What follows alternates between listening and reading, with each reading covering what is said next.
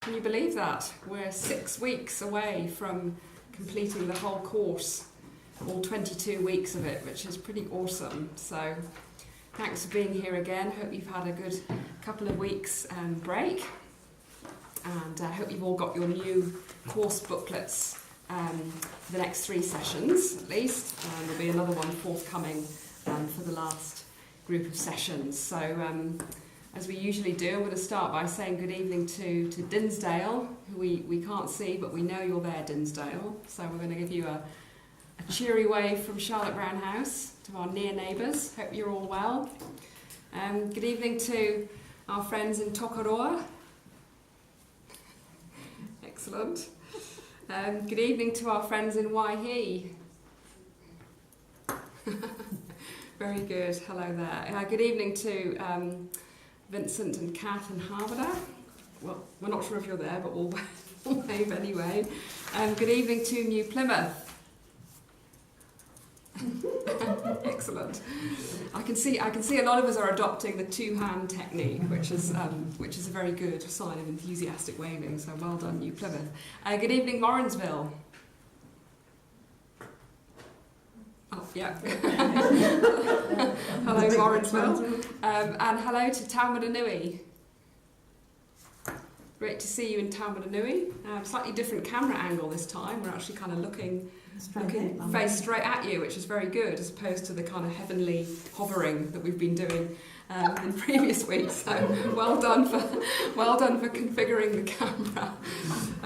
And good evening as always to, or good afternoon, or whenever you're doing it, to our friends at the Cathedral in Hamilton, to Helene in New Plymouth, to Jan and Kathleen in Raglan, to Jacqueline and Christine and others in Te Kuiti, to Susanna in Kawhia, hello to you, to Pip in Harborough, and Pamela in Te Aroha.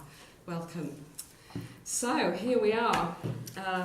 We've had a bit of a break over the last couple of weeks. So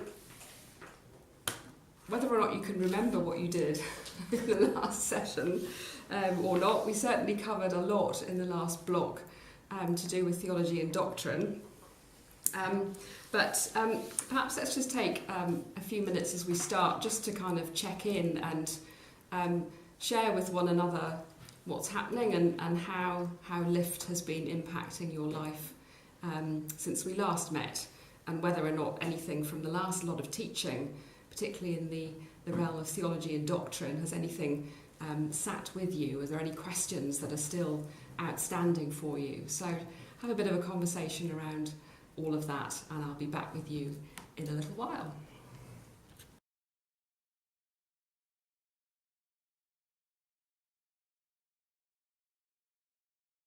Well, happy birthday, Elsa! We have inside info. It's not today, but it was Sunday. We've got inside info in here. Anyway, well, happy birthday, Elsa, and that's fantastic that you've got a cake. Right. Anyway, I can't really link cake to pastoral theology as such, although, of course, pastoral theology has lots of ingredients in it. But I'm not going to pursue that image, because I'm going to come to it. It's going to come to a sticky end. I know that. That's enough. No more so-called dad jokes. That's it. Right. So this final block of LiFT, which runs over 6 weeks, we're going to be looking at a few, I guess, more practical elements. Tonight we're going to be thinking a bit about pastoral care and pastoral theology. Next week we're going to be thinking about preaching. So one of your things to do this Sunday will be to pay very careful attention to the sermon where you are, because it would be good to do some reflecting on that next week. What was good about it, and what could perhaps be better, perhaps. And then after that, we're going to be looking at liturgy. That's a session that Stephen Black's going to be taking for us, because he has a particular passion for liturgy. Then we're going to be looking at ethics, which is a really important topic. And then we'll also look at the role of creativity in our journey of discipleship. And the final session in week 6 of this block is going to be a little bit different, actually. We won't have a formal teaching session as such, but I want you all to if you're able to gather in your group, maybe a little earlier in the evening if you're able perhaps to share a meal and have some conversation about what the LiFT experience has been like. Has there been anything from your journal perhaps that you want to share? But there'll be some more information about that coming out. And then of course, remember to save the date of November the 25th, because that's going to be our big celebration and graduation service at St Luke's in Tikawiti, and that's going to be at 2 o'clock. So that's just a heads up about that now, but there'll be some more information and an invitation coming out to each of you later for that. But that'll be a very exciting time for us to gather together and celebrate all that we've been through this year. It's a Saturday. Yeah, it's a Saturday. Yeah, it was originally the date set aside for the diocesan ordinations, but people that are being ordained have already been ordained, so so there won't be a service that day. Instead, there'll be a very special service for all of our LiFT participants. So let's get into thinking about this evening's topic a little bit, pastoral theology. Now, this is quite an interesting topic to think about because all of us probably, in one form or another, engage in some form of pastoral care every day. Just in the simple thing of being nice to your neighbour, you're actually engaging in pastoral care. And the specific thing about, in our context, of course, is that we're couching and understanding all of that in the context of our Christian faith. So what some people might simply describe as, that person was being pleasant to me this evening. Actually, we're being quite intentional about how we describe it and how we understand it in the context of our faith.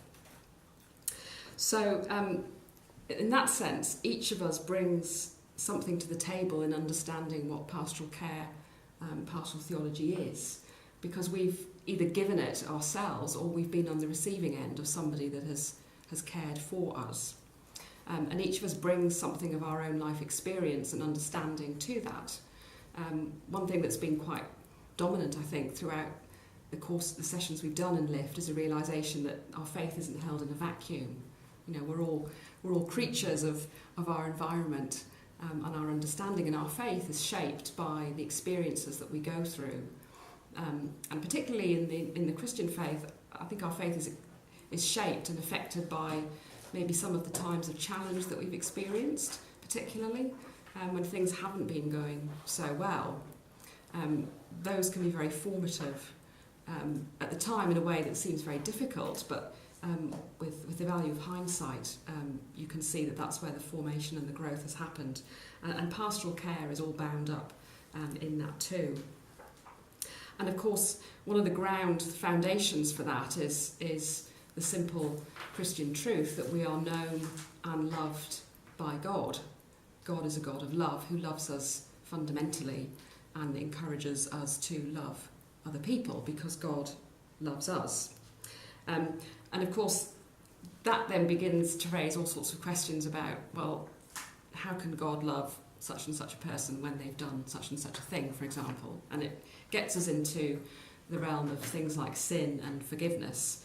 And we won't dwell too much on that tonight. Interestingly, that may take on a particular interest for us when we get to thinking about ethics, what is good and what is right. But certainly the basic understanding that God is a God of love is something that underpins our understanding of what pastoral care is. And the assertion that God is a God of love, we are to love God and love our neighbour as ourselves, that sort of scriptural foundation can be described as being the sort of theological foundation for pastoral care. Yeah, so we've got pastoral theology, which is kind of the building block for understanding what pastoral care is. Okay, so we care for our neighbour because we're mandated to do so by our understanding of what Scripture tells us about God. So we are to care for others because God cares for us. Now that's, I guess, in some ways quite a simple summary and understanding of what pastoral care is. it's the practical outworking of our understanding of God that motivates us towards that. So I'd like you to spend some time in your local groups just now thinking yourselves about how you would define pastoral care, maybe how you've experienced it. How would you describe it to somebody if they asked you? Perhaps it's difficult to use words. You might like to say, well, it felt like, or I knew I was being cared for pastorally because. Okay, so just have some conversation around what you think pastoral care is and what underpins your understanding of that. And I'll be back with you soon.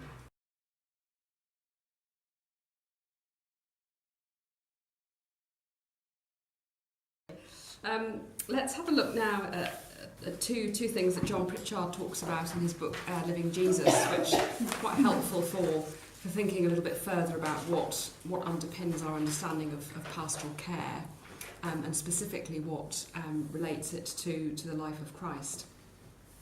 So the first of these is the importance of Jesus as a partner in prayer. So it implies the importance of prayer as a foundation for pastoral care. So let's just read this quote from John Pritchard. He says, "It seems increasingly to me that at the heart of our spiritual pilgrimage is something fundamentally to do with seeing deeply. Jesus says to John's disciples, 'Come and see.' Philip said to Nathanael, 'Come and see.' Jesus said to Nicodemus, 'No one can see the kingdom of God without being born from above.' Healing of a blind man in John 9 is an extended exploration of what it means to gain our sight. And it's the blind guides who stop people properly seeing.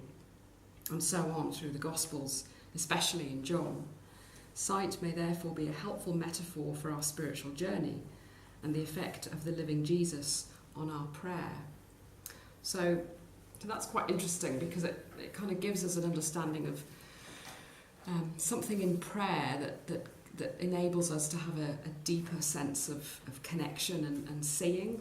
And we've talked about this a little bit before, particularly when we looked at the Gospels, and I think we've talked about how John's Gospel has a lot about seeing in it. And whenever you see John mentioning anything to do with sight or seeing, you know immediately that that's actually encouraging us to engage at a much deeper level. So there's something at the foundation of pastoral care and our understanding of what it is, which is about being with, praying, and through that seeing, recognising something that you cannot see at face value. And so John Pritchard goes on in his book at that point to talk about different levels of seeing. So when you encounter somebody who needs some support, we're being invited both to simply to know what that need is, but also to try and see the world from their perspective. You see what I mean? And that takes an extra level of understanding and commitment and sight. You see what I mean? Because you can listen to somebody's, and listening, we'll get onto that a bit later, is important too. But to actually, as it were, put yourself in their shoes and see the world from their point of view can be a really helpful thing, but also a really challenging thing to do as well, particularly if we might not agree with that person, or we want to have sympathy for their situation, but we're kind of, there's a voice inside us thinking, well, they've been really stupid and I wouldn't have done that, would I? But actually, if you just stop yourself for a moment and try and see the world from their perspective, then that can shift something in how you provide support at that point. And that's all about seeing, but perhaps using prayer as a mechanism to help you do that. The second of John Pritchard's reflections on the life of Jesus is seeing Jesus in a world of pain, which is a really important thing, actually, the suffering element, because suffering can manifest itself in all sorts of ways, can't it? It's not just physical suffering, but it can be emotional suffering too. And John Pritchard writes quite honestly and openly about a difficult time in his life. He says, "When I had nervous collapse after a huge, successful but particularly stressful youth event as a diocesan youth officer, I knew the person I needed to see was a Christian doctor with whom I had been doing some work for the Mothers' Union. Whenever I went to see her, she gave me just what I needed, an accepting presence, a few decisive actions, like lie down and sleep, and just enough interpretation of my state to make it tolerable. Above all, she was a safe place. The compassion of Jesus has enabled countless followers to offer themselves as a safe place for others. It's interesting, isn't it? How can we be a safe place for people? If God were the cosmic plumber who could fix things if he chose to, and for some inscrutable reason chooses not to, or if he were a celestial puppeteer who could control people's actions but instead lets them kill each other, then indeed we would have an insurmountable problem. But that is not the God that Jesus speaks of. Jesus speaks of the divine lover whose love is so reckless it will go to the cross rather than compromise. This is a God who ties one arm behind his back rather than overwhelm our integrity by forcing his will upon us. It's quite powerful stuff, but there's a lot in that quote as well. But I think that, for me, that image of being a safe place is really quite powerful because it... I mean, that's quite an overwhelming thing to realise, isn't it? That we, even us, we could be a safe place for somebody else. And if you think for a minute about what for you is a safe place, whether it's a building, an environment, somebody that you might go to, the call and the challenge for yourselves to be that safe place is quite profound. There's that wonderful image in John's Gospel of Jesus talking about God's house having many rooms. Is that right? So where I'm going, don't be afraid. And that sense of there's a safe place to lodge and to lie down and rest.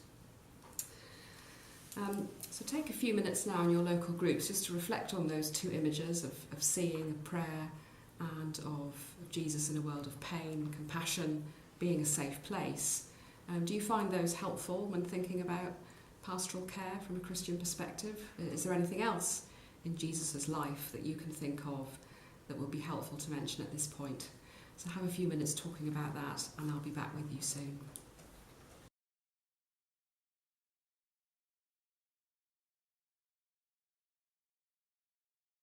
Okay, welcome back everybody. One of the things that we came up in our discussion here, which is quite helpful actually, is the need for ourselves to look after ourselves, if you see what I mean, to be good to yourself and be good about yourself. That we're not there to solve problems. More often than not, we're there simply to listen without comment. And we need not to take things too much on board, because that can then become overwhelming for us, and then we end up being the ones needing pastoral care, which is generally the case actually. We all need pastoral care, but there are times when, with the permission of the person that you're listening to, you may need to pass them on to somebody else who has a particular expertise in an area that you don't. That you will always be there for that person if they need you, but that they might also be helped by someone else. So it's kind of, it's knowing all of that. It's knowing your limits, I guess. And that's a very scriptural thing as well. I think the disciples often knew their limits and ran off, didn't they? Which wasn't very good. But actually, we're all human at the end of the day. And we will sometimes make mistakes. There will be some things that we will regret that we didn't do right, but hey, that's where you learn, that's where the formation and the growth happens. So thinking a little bit more about some of the foundations that support our understanding of pastoral care, let's think a little bit again about a topic that we have looked at before, but looking at it a little bit more intentionally might help you think through a pastoral care situation in which you're in, and that is theological reflection. So not necessarily that you will do that in the moment of caring for somebody, but it might be a useful way of reflecting on it afterwards, or to processing a conversation or a situation that you have been in. Pastoral care is not about us, it's about the expansiveness of God's love in Jesus. So in a sense, that doesn't totally remove it from us, but it just reminds us that we're there because we are being Christ to that person. Now, Stephen Patterson, who's a researcher in practical theology, has written quite extensively about this, and it is helpful to remind ourselves that we've done a lot of theology, and that sometimes theology as a word can frighten people. Fair enough. It certainly frightens me. But, you know, we need to sort of embrace it as, well, that's what we're doing. It's not a kind of library of dusty ancient tomes. It's actually that thing that we're engaging in, that we've been engaging in right from the start of LiFT. And he proposes that we see theology as, might sound a bit highfalutin, but it's quite interesting, seeing theology as contemporary inquiry. Okay, so it's kind of what you're doing in the moment. It's asking questions about where you are and who you're with and why you're doing it. It's contemporary inquiry. He says what unites theology is its quest for adequate and true responses to the realities of human and religious experience. Good theology is dynamic, searching, and open-ended. Some of the most influential theology ever written has been a response to urgent pastoral situations. That's really interesting, because I think it's quite true, actually. Some of the finest theology that's been written has been written because it's having to wrestle and grapple with really difficult situations. It's not removed from the realities of life, it's actually immersed in it. So in that sense, when you're immersed in a situation, you may afterwards want to take some time, and even if that's in prayer, kind of reflecting on it. And in that, you're doing this kind of contemporary inquiry. You might be bringing questions to God about the situation or the way that you responded to it. That's a really quite helpful way of touching base constantly with what we're doing and why we're doing it.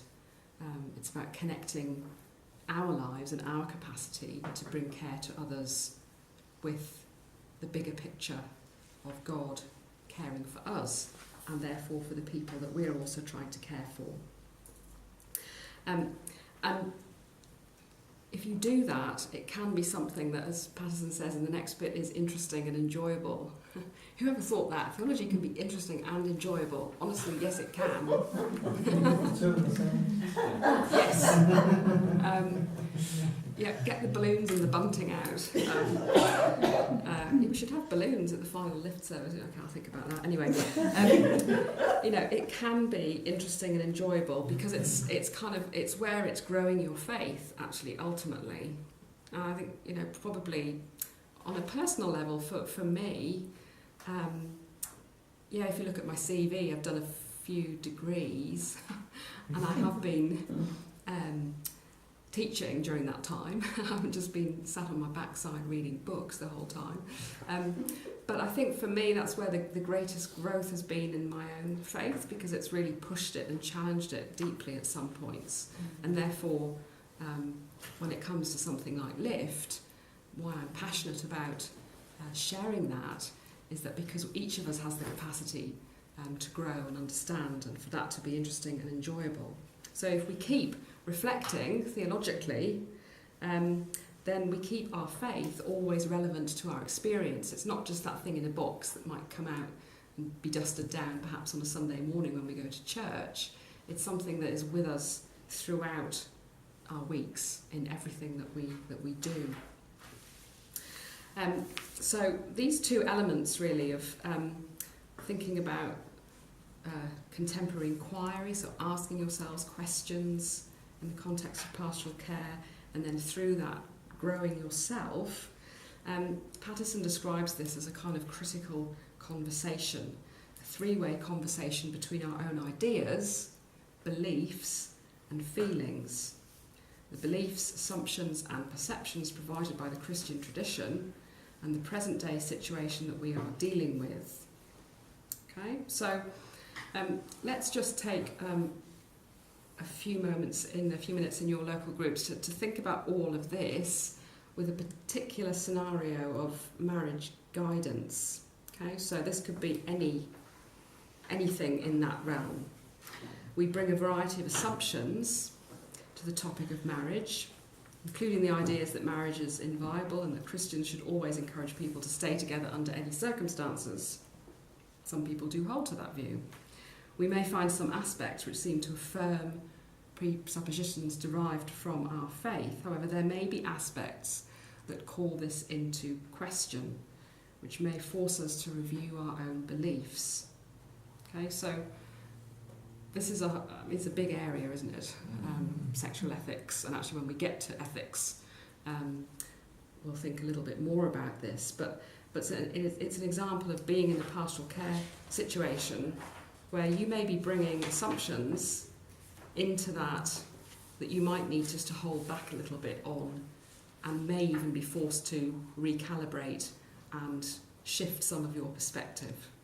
Okay, so that's an example of a critical conversation that happens because you're in a context. You bring your own assumptions into that, and you may need to shift that.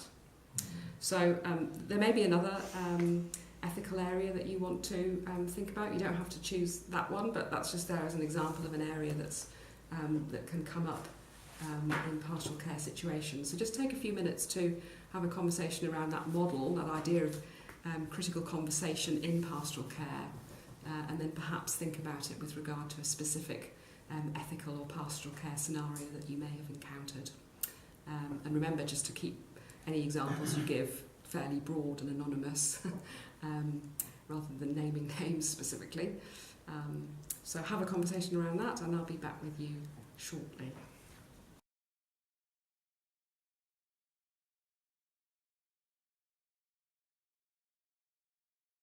Okay, everybody. Yeah, getting deep here in Hamilton. Right. Let's move on to the next little bit, which I guess the key thing about this next little section is the extent to which, as one person helpfully mentioned here earlier, that sometimes pastoral care in a church environment is seen as the thing that the pastoral care team do, or the vicar does, or whoever, and that it's not kind of part of all of our lives as disciples. And this chapter in the book by an English priest called Nicholas Bradbury kind of challenges this. He talks about pastoral care being the responsibility of the congregation as a whole, by encouraging whole communities to ask the question, what is God calling the church to be in our parishes? He writes that a conscious effort was made to engage the whole congregation in a reconsideration of its present life and engagement in God's mission. So, and he puts out these three principles to be held at the forefront. Firstly, the importance of a renewal in the ministry of lay people. Secondly, the recovery of the corporateness in the congregation, and that by that he means that the whole faith community is the living, moving, breathing body of Christ. Therefore, each member of it has a responsibility and a part to play in how that faith community operates, both in the context of the machinations of how the church works, but then also beyond that, out into daily life. And then thirdly, he talks a little bit about the impact and the relationship of the human sciences on pastoral theology. And by that he's saying that we need to look beyond exclusively and explicitly faith boundaries to help us understand how pastoral care might work. There may be other things that other people can teach us about what it means to be and to give pastoral care. And he says that we are called first to be church, to be God's people, to be in relationship with God. This is a matter of spirituality. Only from there are we called to do, to collaborate with God in plans we hope are worth it for eternity, we need to learn freedom, to be unblocked, unlocked, open-armed and vulnerable. That way, not the way of infallible pronouncements and institutional certainties, lies the Church's road. I might read that out at the start of Synod this weekend. How about that? That would give people something to think about, wouldn't it? That's right. Can we be unblocked, unlocked, open-armed and vulnerable? There you go. Start your next vestry meeting with that phrase and see how that goes. But seriously, it's an important thing, isn't it? What does it mean to be vulnerable?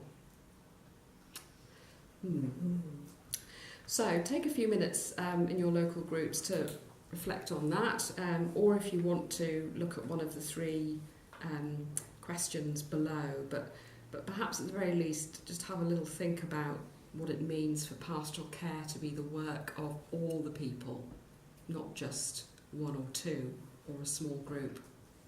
And I'll be back with you shortly.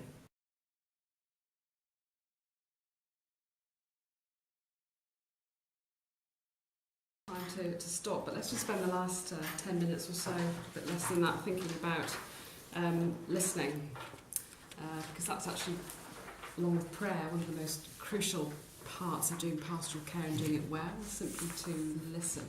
And what do we mean by listening? Because there's a difference between just hearing something and listening. So what I'd like you to do now is, if somebody's got a stopwatch, I just want you to, in your groups, pause for a minute. And at the end of that minute, reflect together on what you heard. Okay? I'll be back with you shortly.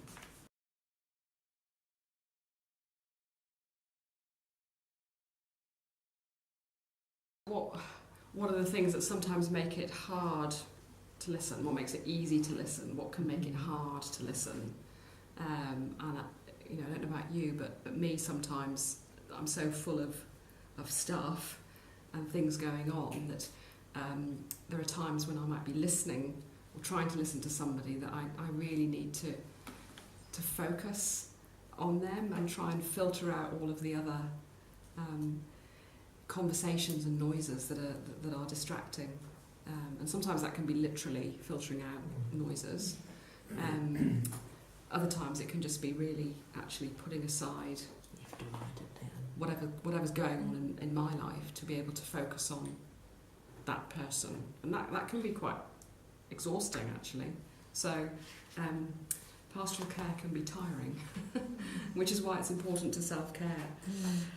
Now, listening, of course, has actually a very rich pedigree in our Christian tradition, and Carol Harrison, who's written an excellent book called The Art of Listening in the Early Church, says this: it would not be a wild overestimate to suggest that around 2/3 of the early Christian texts which we now read were originally spoken rather than written, and were intended for hearers rather than readers.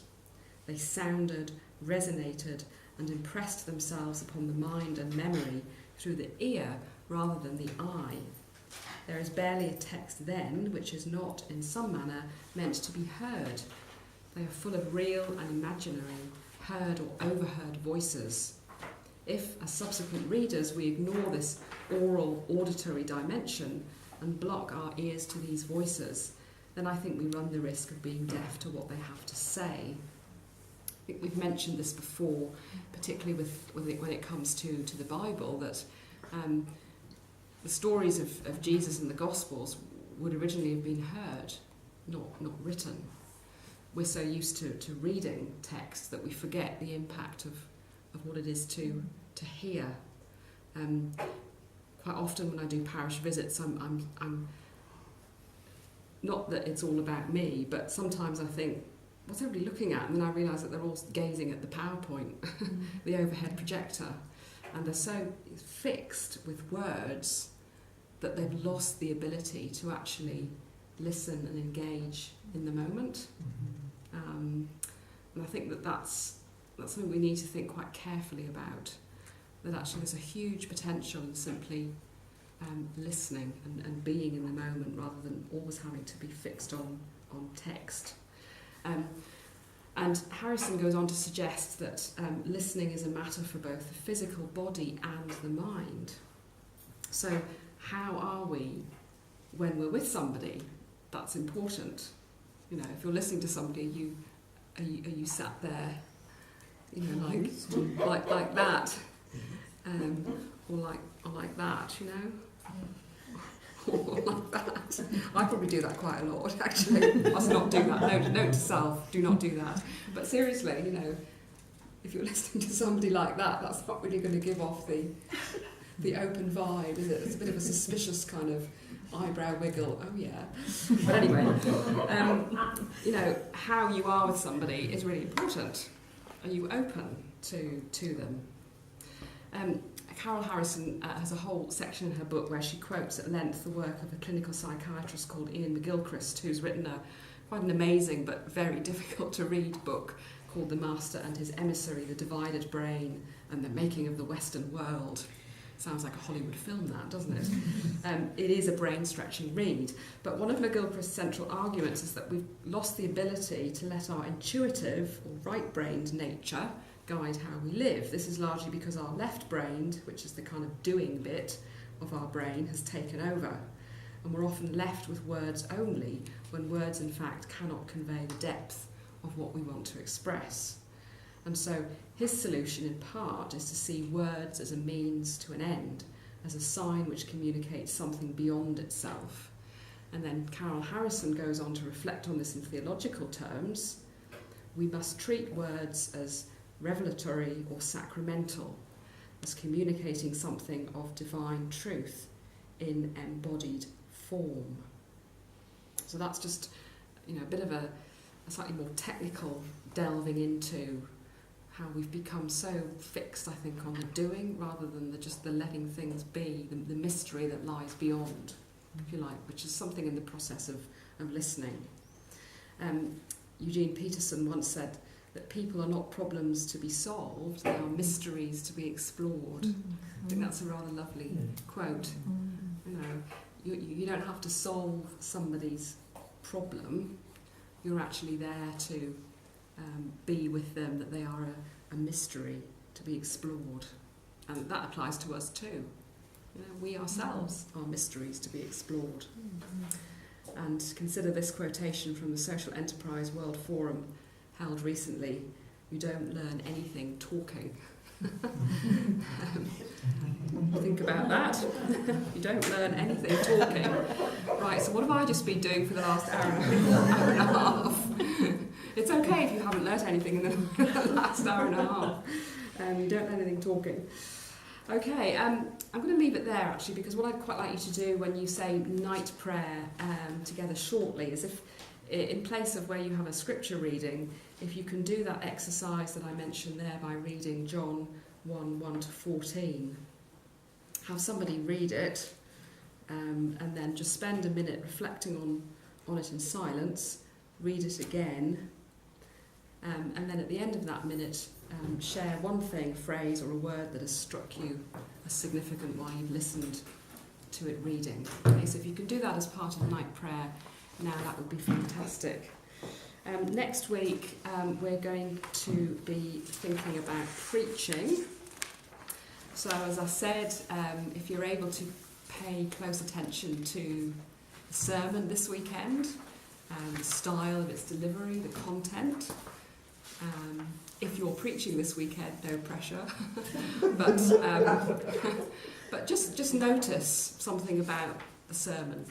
It could be anything that you can maybe input into our time together next week.